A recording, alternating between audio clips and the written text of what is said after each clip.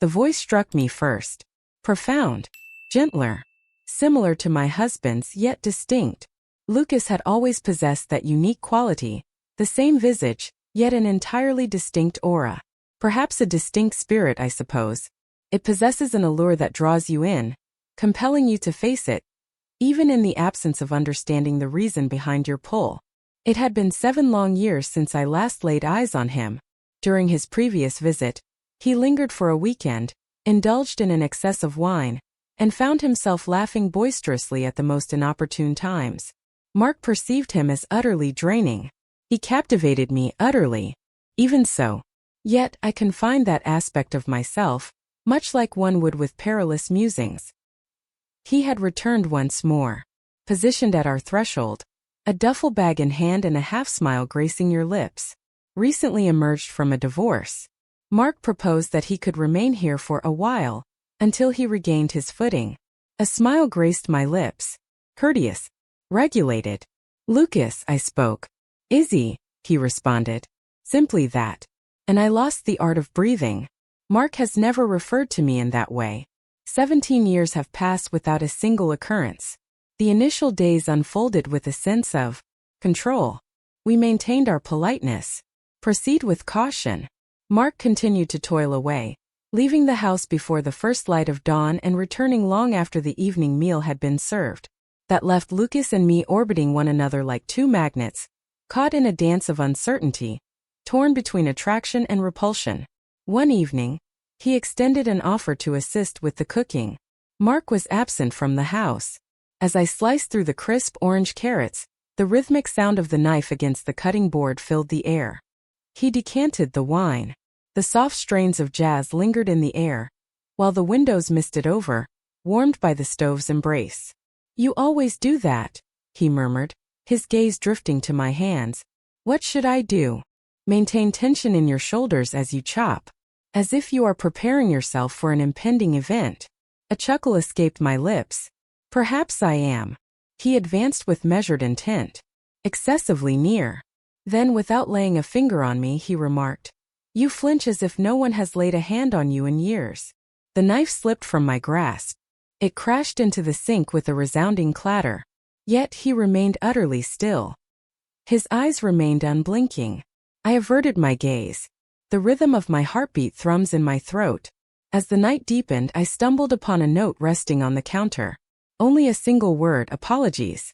Yet it was not guilt that enveloped me. The sound reverberated, a distant memory resurfacing after years of silence. My own name, spoken as if it held significance. Izzy. The night was marked by rain. A gentle, unyielding rain fell against the windows, reminiscent of an unasked question lingering in the air, one we were both unprepared to confront. Mark had vanished once more. A journey that unfolds under the cloak of night. At the 11th hour. In the kitchen, Lucas and I busied ourselves with the task of tidying up after dinner. This time there will be no jazz. Only the gentle murmur of cascading water beyond. He extended his hand toward the glass, and in that fleeting moment, his fingers grazed against mine. We stood still, caught in the moment. I remained steadfast, refusing to retreat. I remained still. He did not either. In that moment, an undeniable spark filled the air. Not desire. Not at this moment. Only consciousness. The sort that awakens the very nerves of your skin to life. He cleared his throat, a subtle prelude to the words that were about to follow. I shall remove the refuse. I nodded quietly, as though my voice might betray more than I intended. Eventually, I discovered him in the den. The lights softened, feet resting comfortably on the ottoman, as an old film flickered in shades of black and white. He raised his gaze. I didn't expect to find you awake. Sleep eluded me. Will you accompany me? I certainly did. Silence enveloped us. Not during the initial hour. Not even when he extended his hand for the blanket, gently draping it over my legs as well. The image lingers vividly in my mind's eye. A woman weeping. A figure retreating into the distance. A timeless tale of sorrow. His shoulder brushed against mine.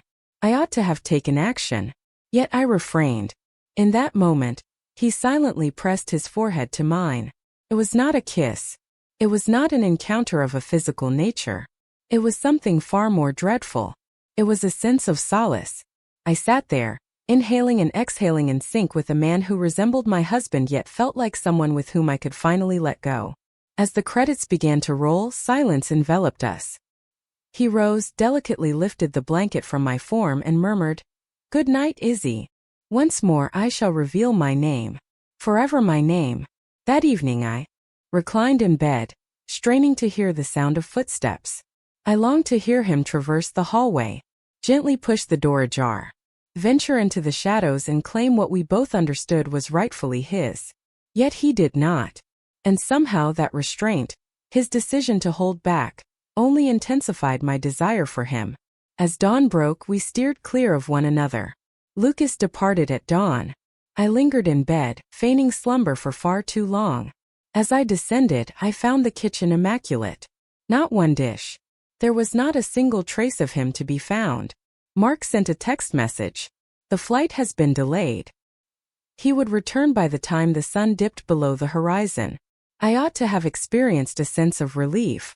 Yet, all that surged within me was a wave of panic. Throughout the day, the resonance of Lucas's voice lingered in my mind.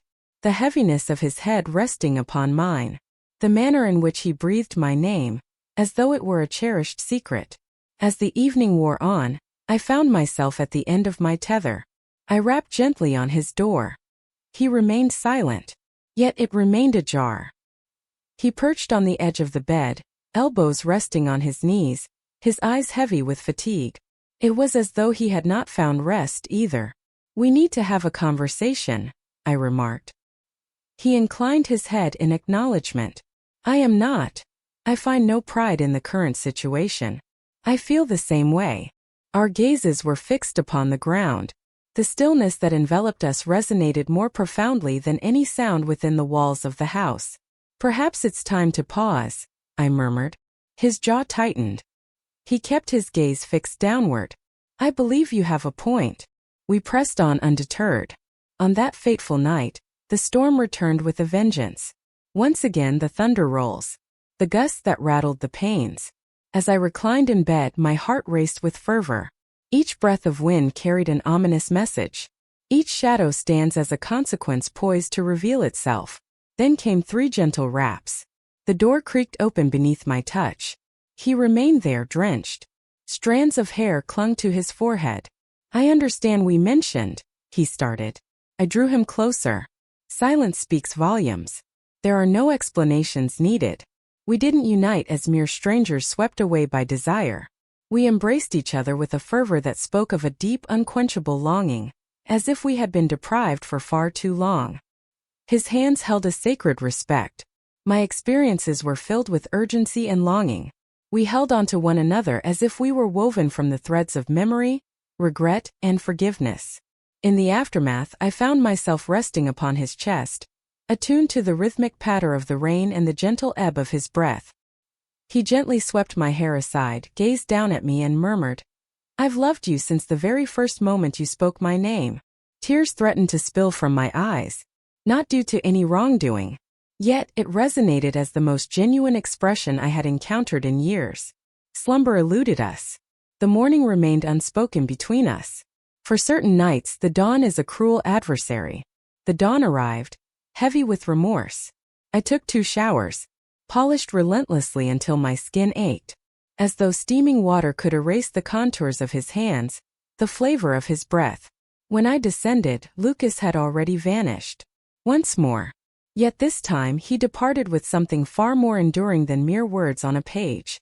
The timepiece he wore, abandoned upon my nightstand. A quiet, radiant revelation. I gazed at it intently. An absurdly masculine notion. Obsidian-hued leather. Glass marred by scratches. Such an item that Mark would never don. Exhausted beyond measure. Excessively intimate.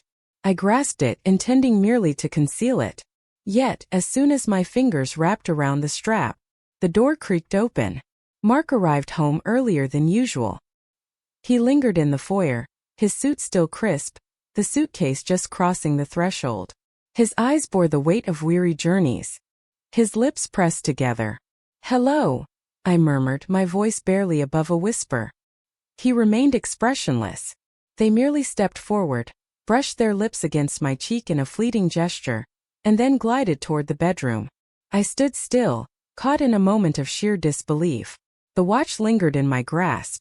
I truly dashed down the corridor, slipping into the guest room, shoving it into the depths of a drawer like a rebellious youth concealing forbidden treasures. Yet the moment had passed. As I pivoted, I found him poised in the doorway, gazing beyond my presence, gazing into the open drawer. "That belongs to him," he remarked. I remained silent. He advanced with measured intent. He grasped the watch, flipped it as if it were a vital piece of evidence in a gripping whodunit. What was it doing in here? Yet I remained silent. Once more silence enveloped the space. The heavy, oppressive quiet enveloped the space. Then, you know, he's always desired what I possessed. That's hardly surprising. I recoiled. His voice carried a serene quality, excessively tranquil. "But what about you?" he inquired. "I never imagined you would desire him as well." In an instant he stepped away, leaving everything behind. On that fateful night, Mark failed to return home. Indeed, Lucas took action. I revealed it all to him. What Mark expressed. The way he gazed at me. I felt as though I was nothing but dirt. As if I didn't merit the energy it would take to raise a voice. Lucas settled next to me on the bed, grasped my hand gently and murmured, "Perhaps it's time we cease our concealment." I yearned to place my trust in him. I longed to embrace any notion that could lift the heavy burden resting upon my chest. "Perhaps," I suggested, "we've already suffered losses greater than we realize." Lucas lingered for an additional 3 days. We refrained from making contact. Not a single time. Our conversation unfolded in fragments of thought. We danced around the truth as if it were a flickering flame. We attempted to become something different, perhaps friends, roommates, anything but the essence of what we had turned into. Mark never returned. Not to the residence. Not in my view. He dispatched a lawyer in his stead, avoiding conflict. No doors were slammed. Merely a contract. Chilling, pristine, conclusive. I was meant to remain within the confines of the house. He would choose the condo in the city. He desired nothing more. Not the porcelain. Not the images. Not even the canine companion. His choice had been made. Lucas observed as I put pen to paper, sealing the agreement with each stroke. His words were few. I gently cradled my wrist once I had completed the task. "You need not walk this path in solitude," he remarked. A cry of frustration bubbled within me, yearning for release. For the reason that he lacked comprehension. Loneliness had been my companion, long before the affair began, long before his time. That is the reason it occurred. Not that my heart had never known love for Mark. Yet, he has lost the ability to truly perceive me. What about Lucas? He perceived me with an unsettling clarity. I requested that Lucas depart the following morning. His gaze was fixed upon me. Silence. Wounded yet not taken aback. "Could it have all been a blunder?" he inquired. I gently shook my head. No. It was indeed real. Thus it must come to a close. Half a year has passed. The documents have been completed. The house holds a stillness that surpasses my expectations. My phone remains silent most of the time. The mailbox is filled predominantly with bills. Yet, every few days I catch myself gazing into the drawer, the very one that once held the watch. Since that time, Lucas has remained absent from my sight. Yet he dispatches postcards from cities I have yet to explore. One sentence per line, perpetually concluding in the same manner. "I continue to encounter your essence in the faces of unfamiliar souls." At times, I find myself pondering the alternate paths I might have taken had I made different choices. Yet a thought crosses my mind. Certain affections are not meant to endure the harsh light of day. Some love exists solely in the gaps between names, in the fleeting moments between breaths, in the silhouette of another's visage. And certain tales, one does not instruct them to seek understanding. You urge them to release their grip at last,